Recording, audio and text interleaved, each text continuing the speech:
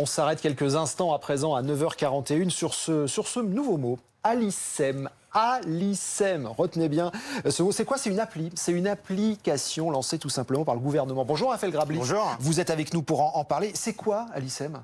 Alors en fait, Alicem, c'est une application qui est en train d'être créée, qui va être déployée bientôt pour se connecter à tous les services administratifs en ligne. Ça va être comme un sésame numérique pour se connecter sur le site, comme, alors ça peut être l'assurance maladie, ça peut être les impôts, un peu comme ce qu'on a sur les sites avec les réseaux sociaux. On peut se connecter avec Google, Facebook. Et ben pour l'administratif, pour tout ce qui est officiel, on pourra se connecter avec Alicem. Et alors, ça va fonctionner comment concrètement? Alors de façon assez simple, en fait, il faudra la lier avec notre passeport parce que forcément, il y a une vérification d'identité. Donc, on va connecter l'application au passeport et ensuite, il faut qu'elle vérifie notre identité pour voir si le passeport n'est pas volé. Et donc, l'application va nous inciter à faire une sorte de selfie vidéo, à nous filmer avec notre smartphone et va faire correspondre la photo avec cette vidéo.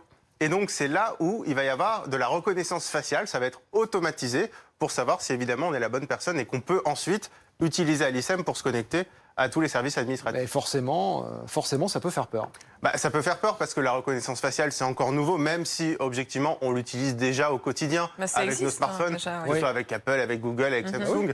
Donc, c'est encore assez nouveau, même si on l'utilise. Mais en même temps, disons que contrairement à un mot de passe, la reconnaissance faciale, son visage, on ne peut pas en changer. Donc, s'il y a un piratage, s'il y a une faille de sécurité, forcément, ça peut poser problème. Et puis, on a aussi l'exemple à l'étranger, notamment en Chine, où il y a une grosse partie, quasiment toute la population, qui est surveillée par la reconnaissance faciale. Donc forcément, il y a un spectre de surveillance généralisée qui peut faire peur, mais on en est quand même encore loin avec ça. Il faut être clair là-dessus. Enfin, en tout cas, lui, le gouvernement se veut rassurant. Il promet que ce sera sécurisé. Ce sera sécurisé. Déjà, les données, les vidéos seront effacées.